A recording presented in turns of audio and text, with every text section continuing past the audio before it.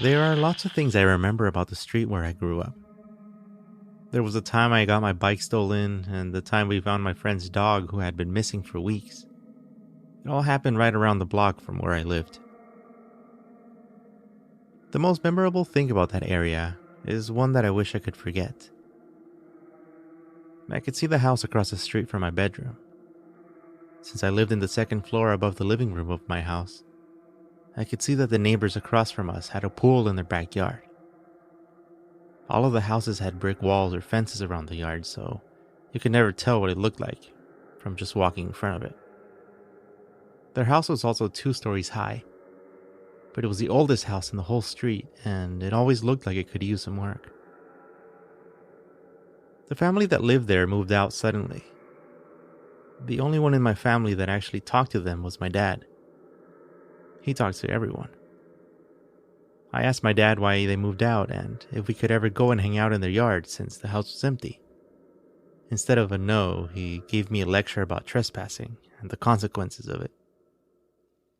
I watched that pool turn green with algae as the weeks went by. I watched the leaves of the neighbor's tree fall right on the water, floating around and later sinking to the bottom near the globs of dirt. Right by the pool, on the corner of the property, was a type of outhouse or storage area, probably where they kept the pool supplies and stuff. This is where that ugly memory begins. It started at something I saw but didn't notice. I'm not sure if that makes any sense, but it was one of those things that you discover once it's gone. It was a red light. It would be shining at all times from that shed, like a tiny LED alarm clock with red numbers. When I first noticed it, it was when I stared out toward the house and noticed something was different about it, when suddenly it turned on. Ever since that night, I would notice it on my way to my bed after turning off the lights.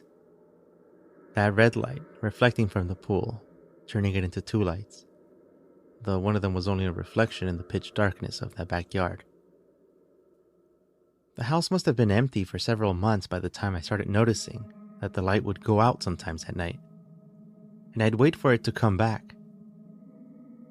I wouldn't call it an obsession or anything, but I did get a little uneasy if I would go to sleep without seeing it turn back on. So sometimes, I'd just stand by the window for a little while. It would take no longer than a couple of minutes before it turned back on. But one night, it didn't. I looked over to the house and found several red lights reflecting. 7 or 8 shining red spots I could see clearly. And then, the ones on the left turned off, followed by the ones in the middle. And the right ones went out, as the left ones reappeared. It was an odd sequence. It looked unnatural.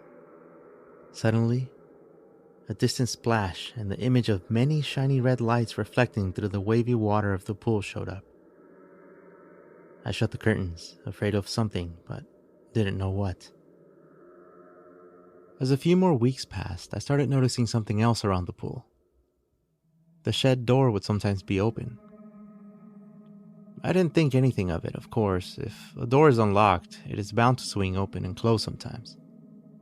That's what our shed does, whenever I forget to lock it. But one time, Mom let it slip out that some realtor had brought some potential buyers to see the house across the street and jokingly asked my dad if he thought that the realtor would mention the drowning. The drowning? I thought back on the many times I saw the blinking light that wasn't actually blinking. The light appears to go out when someone walks in front of it. It took me a while to get over that.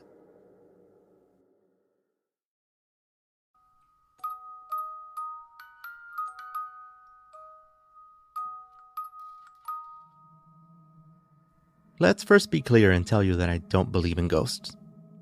When I was a kid, my brothers always tried to scare me, but it never worked. Them hiding around the corner and jumping out always ended up with us fighting. So when the seller of a house over by Claristown told me that she was willing to sell her house below market value because of what she called a ghost problem, I jumped right on the opportunity. Claristown had some very nice houses.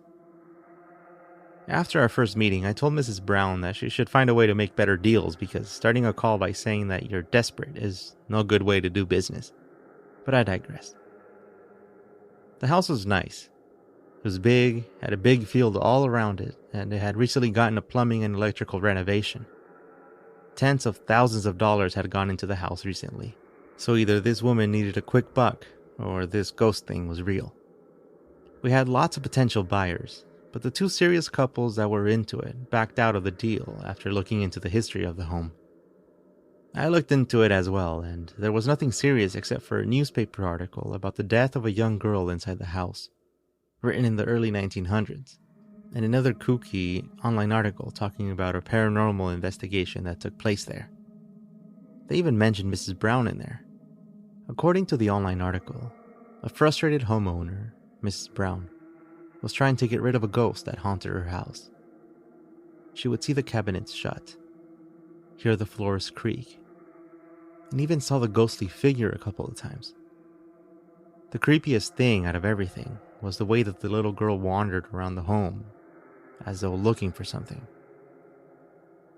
Some of the footage they caught was creepy, but probably fake.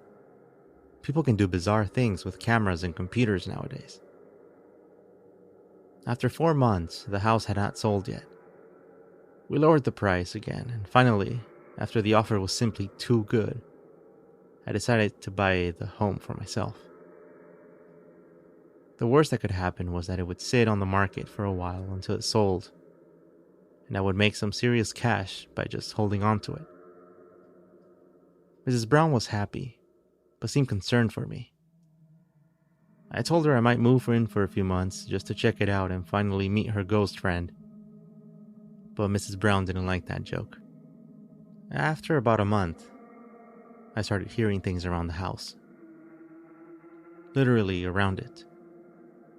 Noises I couldn't explain. But it didn't come from inside the place, as Miss Brown had said. They were coming from outside the house. Soft cries in the middle of the night. Sound of pure sadness. The thing I can tell you for sure has to do with my nightmares. In my dreams, I'm no longer me as an adult. I'm a kid, looking for my parents. It happens almost every night that I wake up sad and upset that I have been abandoned. Again, I'm sure there's a logical explanation for this. Maybe some hidden memory. But for now, I just have to find a way to sell this place.